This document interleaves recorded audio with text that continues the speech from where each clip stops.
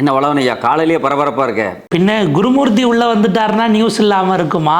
அதுவும் எங்க போறாரோ அந்த இடம் ஓபிஎஸ்ல இருந்து இன்னைக்கு வரைக்கும் யார் யார் கூடலாம் மேடையை ஸ்டேஜ் ஷேர் பண்ணாரோ அவங்களாம் இன்னைக்கு எவ்வளவு ஒளிமயமா இருக்காங்கன்னு தெரியும். அந்த வகையில தைலாபுரத்துல பாஜக நுழைஞ்ச மாநிலம் எப்படி வீணா போயிருச்சோ, பாஜக உள்ள போன மாநில கட்சிகள் எப்படி செதஞ்சு போச்சோ, அதே மாதிரி தமிழ்நாட்டில் பாஜகவுக்கு ஒரு குறியீடா குருமூர்த்தி இருக்கார். குருமூர்த்தி டக்குன்னு பன்னீர்செல்வத்தை தொட்டாரு, அதிமுக காலியாக போச்சு. ஒன்றுமே இல்லைங்க, பன்னீர்செல்வம் போய் குருமூர்த்தி பார்த்தாரு, கட்சி நாசமாக போச்சு.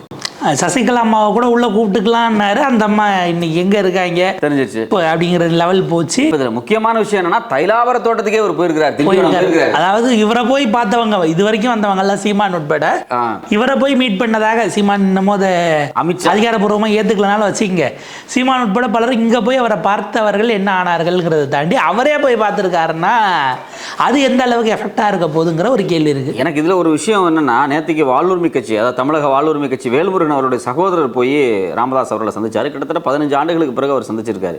சந்திச்சுட்டு அவர் ஒரு பேட்டி கொடுக்கும்போது சொன்னார், இப்போ நாங்கள் வந்து சந்திச்சிட்டோம், உடனே அன்புமணி நாளைக்கு வந்துடுவார்னு சொன்னார்.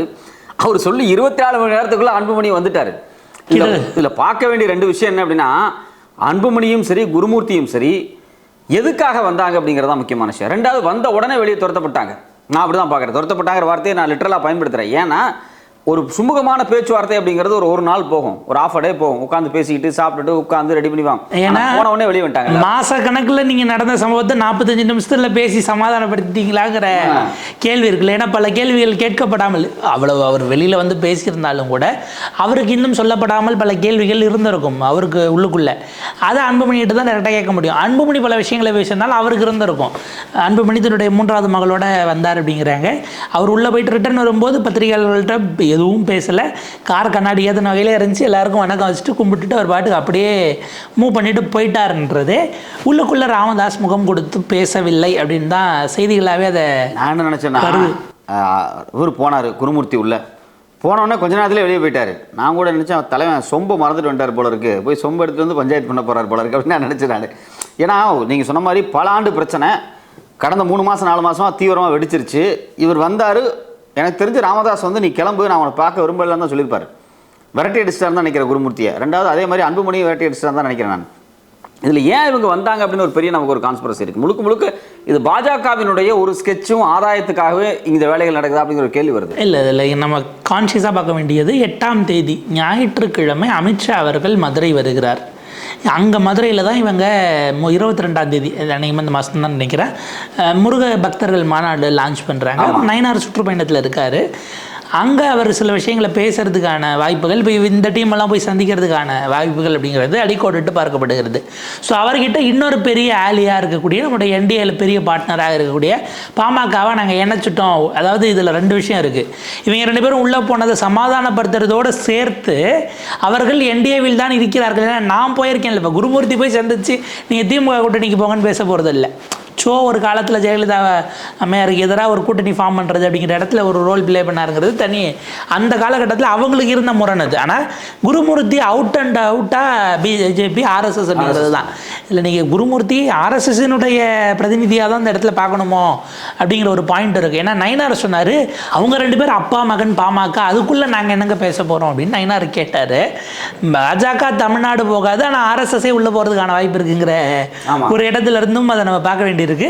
இதில் அமித்ஷா அவர்களிடம் பாருங்கள், அடுத்த கட்சி இப்போ பிரேமலதா அம்மையார் டக்குன்னு நாங்கள் ஜனவரியில் தான் முடிவு பண்ணுவோம் நாங்களே, இந்த மாதிரி இது எதுவும் சொல்லிடாமல் இன்றைக்கே போய் சந்தித்து அவங்கள சமாதானப்படுத்தி என்டிஏவில் தான் இருக்கிறோம், நாங்கள் ஒருமித்த மகிழ்ச்சியாக இருக்கோம்னு ஒரு வார்த்தையை வாங்கலாங்கிற எண்ணத்தோடு தான் சைதை துரைசாமி அவர்களும் குருமூர்த்தி அவர்களும் ஒரே கார்லேயே போயிருக்கிறாங்க அப்படிங்கிறத பார்க்க முடிகிறது. ஆனால் துரதிருஷ்டவசமாக, யாருக்கு அதிர்ஷ்டவசங்கிறது இப்போதைக்கு தெரியல, ஆனால் அப்படி ஒரு நிலையை நோக்கி அது நகர்ந்துருக்குன்னு தான் நம்ம பார்க்கணும். அவங்க என்ன அஜெண்டாவோட தைலாபுரத்துக்குள்ளே போனாங்கன்னு தெரில. ஆனால் 2 பேருமே விரட்டி அடிக்கப்பட்டிருக்காருன்னு தான் நான் பார்க்குறேன். இதில் ரொம்ப முக்கியமான விஷயம் என்ன அப்படின்னா, இப்போ வந்து திரு ராமதாஸ் அவர்கள் தலைமையில் இங்கே வந்து நிறுவனருக்கு வந்து அதீத அதிகாரம் இருக்குது அப்படின்னு சொல்கிறாங்க பைலாப்படியே.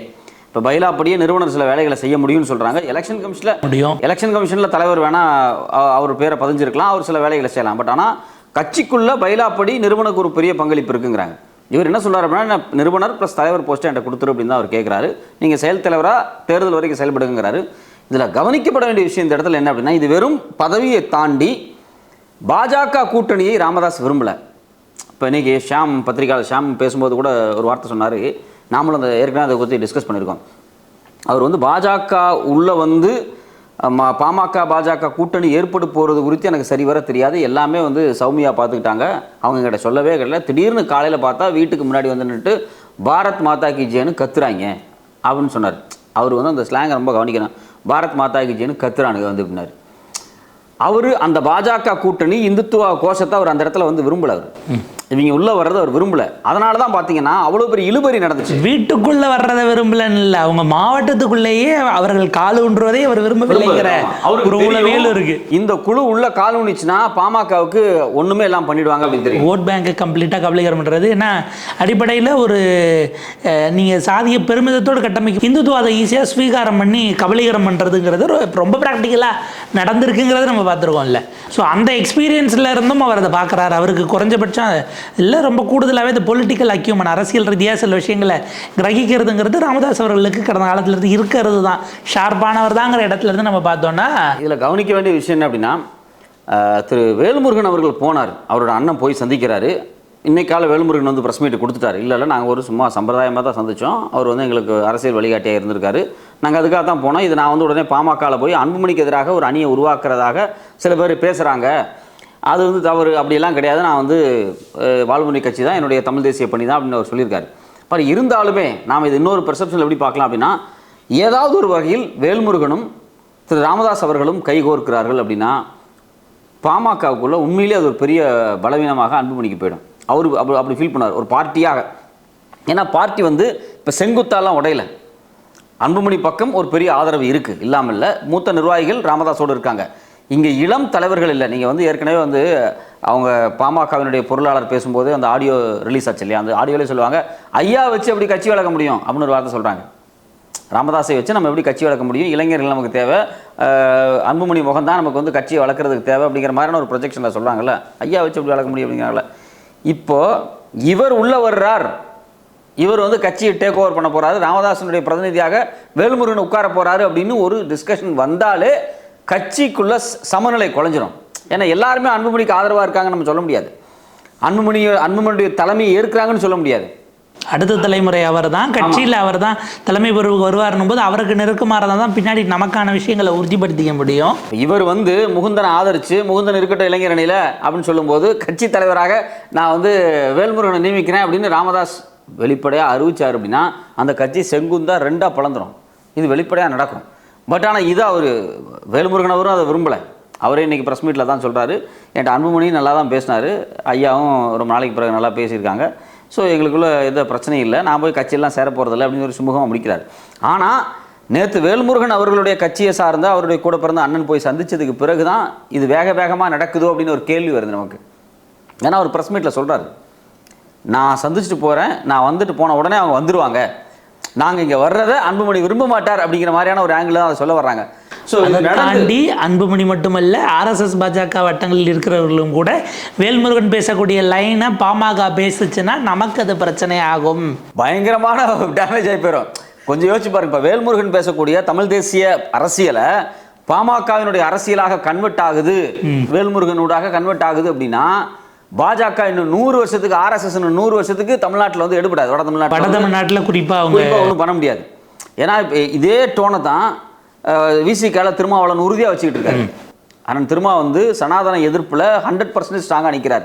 இந்த சனாதன எதிர்ப்போடு இருக்கக்கூடிய இன்னொரு ஓபிசி கட்சி இங்கே நிற்குதுன்னு வச்சுங்களேன் வட தமிழ்நாட்டில், அதுக்கப்புறம் வாஷ் அவுட்டு, அதுக்கப்புறம் வந்து ஆர்எஸ்எஸ் வந்து கடையை மூடிட வேண்டியதான். ஸோ அப்போ இதை வந்து அசஸ் பண்ணியிருக்கலாம்.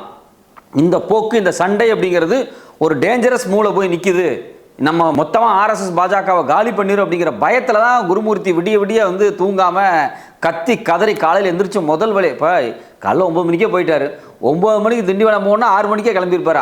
வழக்கமாக 5:30 மணிக்கு எந்திரிச்சு இந்த இதெல்லாம் பண்ணுவாங்களா அவங்க தான், எல்லாம் பண்ணி முடிச்சுட்டு அப்படியே அங்கவஸ்திரத்தோட காரில் ஏறி உட்காந்து கிளம்பிட்டார் போல இருக்கு. ஏன்னா காலையில் நேரம் ஒரு 9:30 போய் சந்திச்சிட்டார் அவர். இதில் வந்து பார்த்தீங்கன்னா இப்போ அன்புமணி ஆதரவாளர்கள் அல்லது ராமதாஸ் ஆதரவாளர் ஒரு விஷயத்தை கிளைம் பண்ணிக்கலாம். அமித்ஷாவே இவரை பார்க்க வீட்டுக்கு வரல, குருமூர்த்தி வீட்டுக்கு தான் அமித்ஷா போனார்.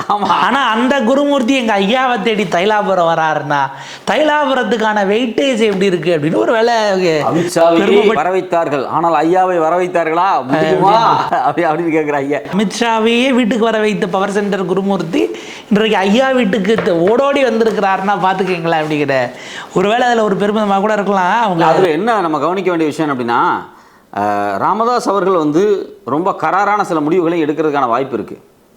அது ரொம்ப முக்கியமானது. ரொம்ப கராரான சில முடிவுகளை எடுத்து திமுக பக்கமோ இல்லை வேற ஒரு விஜய் பக்கமோ போகிறதுக்கான வாய்ப்பு இருக்குது. விஜயோடு சேர்ந்து அலைன்மெண்ட் பண்ணுறதுக்கோ இல்லை ஏதோ ஒன்று பண்ணுறதுக்கு அவங்க வாய்ப்பு இருக்குது. ஸோ அப்போ இது வந்து பாஜகவுக்கு ஒரு மிகப்பெரிய வாஷ் அவுட்டாக மாறிடுது. இதுக்கு நடுவில் நேற்றைக்கு தான் அந்த விவாதத்தை இது பண்ணாங்க.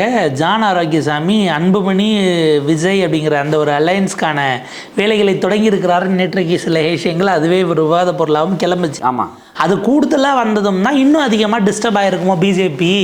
அப்போ எல்லா ஃப்ரெண்ட்ஸும் உங்களுக்கு ஓப்பனில் இருக்கக்கூடாது. இப்போ குருமூர்த்தி உள்ள வந்துட்டாருங்கிறதுனால அது பர்செப்ஷனே மாறும்ல. இவங்க என்டிஏக்கு தான் போக போகிறாங்கங்கிற அந்த ஒரு இமேஜ் வந்துருச்சு அப்படின்னா அதுக்கப்புறம் அவங்ககிட்ட மற்றவங்க பேச மாட்டாங்கங்கிற ஒரு நிலை வரும். அப்படி எல்லா கதவையும் மூடுவதற்காகவும் இங்கே உடனடியாக புறப்பட்டு போனாங்களா அப்படிங்கிற கேள்வியும் இருக்குது. ஏன்னா இப்போ இந்த இடம் வந்து அன்புமணி ராமதாஸ்ங்கிற இடத்த நம்ம ஹோல்டு பண்ணிவிட்டு கட்சி நிர்வாகிகள் யார் பக்கம்ங்கிறத நீங்கள் ஒரு பக்கம் ஒதுக்கி வச்சிங்கன்னா கிராஸ் ரூட்டில் இருந்து பாமகவுக்கான வாக்குகளை கொண்டு வர வேண்டியது வன்னியர் சங்கம். ஆமாம், வன்னியர் சங்கம் இன்றைக்கு யார் பக்கம் இருக்கிறது? ஏன்னா நீங்கள் ஓட்டர்ஸை பூத்துக்கு கூப்பிட்டு வர வேலையை அவங்க தான் பார்க்குறாங்க. பிஜேபிக்கு எப்படி ஆர்எஸ்எஸ் பார்க்கிறதோ அந்த அளவுக்கு மெட்டிகுலஸாக பண்ணலைனாலும் பாமகவுக்கான வாக்குகளை கேதர் பண்ணி அந்த போலிங் பூத் வரைக்கும் கொண்டு வரக்கூடியதை கிராஸ் ரூட்டில் செய்யக்கூடியதாக வன்னியர் சங்கம் இருக்கிறது. வன்னியர் சங்கம் இன்றைக்கு வரைக்கும் அன்புமணி பக்கம் ஸ்டாண்ட் எடுத்த மாதிரி தெரியல. ஏன்னா பூத்த அருள்மொழி அவர்கள் வந்து சந்தித்த பிறகு தான் மகளிர் மாநாடுன்னு நாங்கள் சோழ மண்டலத்தில் நடத்த போகிறோம்னு அறிவிக்கிறாங்க.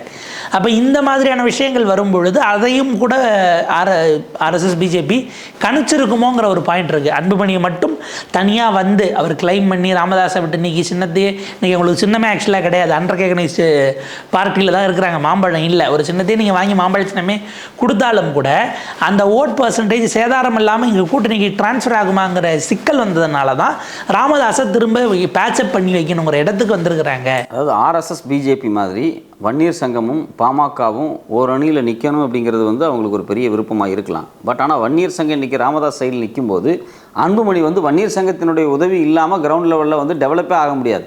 வன்னியர் சங்கம் யாரோட கட்டுப்பாட்டில் இருக்குது? இப்போ நாளைக்கு வந்து வன்னியர் சங்கம் வந்து வேல்முருகன் அவர்களை ஆதரிக்குதுன்னு வச்சுங்களேன், இப்போ அந்த பாலிடிக்ஸே மாறும். ஸோ இந்த கேல்குலேஷன் எல்லாம் கண்டிப்பாக குருமூர்த்தி பண்ணியிருப்பார். நம்ம வந்து எதையோ பண்ண போய் கடைசியில் எங்கேயோ போய் மாட்டிக்கூடாது அப்படின்னு சொல்லிட்டு நைட்டோட நைட்டாக கிளம்பி ராமதாஸ் அவர்களை பார்த்து சமாதானம் பேச வந்திருக்காரு. ஆனால் எனக்கு தெரிஞ்ச ரெண்டு விஷயத்தை அவங்க பேசியிருக்கலாம். ஒன்று இந்த கூட்டணி வலுப்படுத்துறது, ரெண்டாவது இந்த பிரச்சனை இதோட விடுங்க, பிரச்சனையை விட்டால் தான் கூட்டணிக்கே போக முடியும், வேல்முருகனை உள்ளே விடாதீங்க, அவர் விட்டால் சிக்கலாயிடும் அப்படிங்கிற மாதிரி பேசியிருப்பாங்க. இந்த ரெண்டு விஷயத்தையுமே வந்து எனக்கு தெரிஞ்சு ராமதாஸ் வந்து ஒரு உறுதியான ஒரு முடிவு சொல்லியிருப்பார். நீ முதல்ல கிளம்பு, நாங்கள் எங்கள் பிரச்சனையை பார்த்துக்கிறோம்னு சொல்லியிருப்பார். ஏன்னா குருமூர்த்தி வர்றது அப்பாயின்மெண்ட் கொடுக்காமல் வரமாட்டாங்க, கண்டிப்பாக ஒரு அப்பாயின்மெண்ட் கொடுத்துருப்பாரு. குருமூர்த்தியினுடைய காரு உள்ள வீடு வரைக்கும் போகுது. சைதி துரைசாமி காரில் தான் ரெண்டு பேரும் ஒரே காரில் போனாங்க. சைதி துரைசாமி வரும், சைதி துரைசாமியோட நடுவில் ஒரு சின்ன ரேப்போர்ட் இருந்தது. முதல் முறையாக ஐ திங்க் ஐஏஎஸ் எக்ஸாம் யூபிஎஸ்சியில் ஒருத்தவங்க பாஸ் பண்ணியிருக்காங்க அப்படின்னுட்டு அது சம்மந்தமாக நாங்கள் பேசணும்னு ஏற்கனவே சைதி துரைசாமி வீட்டுக்கு போயிட்டு வந்தார். அப்போ ஒரு பைட்டை கொடுத்தாரு. பட் அதுக்கு பிறகு நீட்சியாக அது போயிருக்கு. ப்ராப்ளி அப்பாயின்மெண்ட் ப்ரியராக வாங்கியிருந்தாலும் கூட செய்தியில் அங்கே போய் இறங்கின பிறகு தான் தெரிகிற அளவுக்கு கொஞ்சம் பிளான் பண்ணி தான் போயிருக்காங்க. இங்கேருந்து ஒரு ஃபாலோ அப் நியூஸோ கசியாமல் அது செஞ்சுருக்காங்கங்கிறது ஒரு பக்கம். ஆனால் ராமதாஸ் அவர்கள் இவ்வளோ சீக்கிரம் கமிட்மெண்ட் யாருக்கும் கொடுக்க மாட்டார். அவருடைய அரசியல் தெரிஞ்சவங்களுக்கு ஓராண்டுக்கு முன்பாக 10 மாதத்துக்கு முன்பாக நான் ஏன் கமிட்மெண்ட் கொடுக்கணுங்கிற இடத்துலையும் அவர் பிளான் பண்ணுவார். இன்னொன்று முடிவை நாங்கள் எடுக்கணும், நீங்கள் யார் ஃபெசிலிட்டேட் பண்ணுங்கிறத கேட்கக்கூடிய ஆளாகவும் நம்ம அவரை பார்க்க வேண்டியிருக்கு. ஆக இப்படியாக இது இருக்குன்னா இதில் நமக்கு என்ன கேள்வி எழுதுனா, நாங்கள் உள்ளே வரமாட்டோம்னு நயினார் சொன்ன பிறகும் இவங்க உள்ளே போயிருக்காங்க. நாங்கள் இதை எப்படியாவது ஒற்றுமைப்படுத்த முயற்சி செய்வோம்னு ஓபிஎஸ் சிபிஎஸ் டிடிவி விவகாரத்தில் சொன்னாங்களே, அதில் பிஜேபி ஆர்எஸ்எஸ் என்ன கால் எடுக்க போகுது, எப்போ எடுக்க போகுது அப்படிங்கிறது இதனுடைய அடுத்த கட்ட சிக்கலாக நம்ம பார்க்க வேண்டியிருக்கோம். ஆனால் ஒட்டுமொத்தமாக பார்த்தா இந்த சந்திப்பு அப்படிங்கிறது வந்து ஒரு மிகப்பெரிய தோல்வி தான். பத்திரிகைகள் அதை எழுதிட்டாங்க, மிகப்பெரிய தோல்வியில் தான் அது முடிஞ்சிருக்கு. குறிப்பாக ராமதாஸ் இது மாதிரியான பஞ்சாயத்துக்களை விரும்ப மாட்டார் தான். ஏன்னா ஏற்கனவே வந்து மோடி வந்தப்போ இப்படி தான் வந்து உட்காந்து வீட்டில் வந்து பேசி அவரை வந்து காரில் அழைச்சிட்டு போனாங்க சேலத்துக்கு.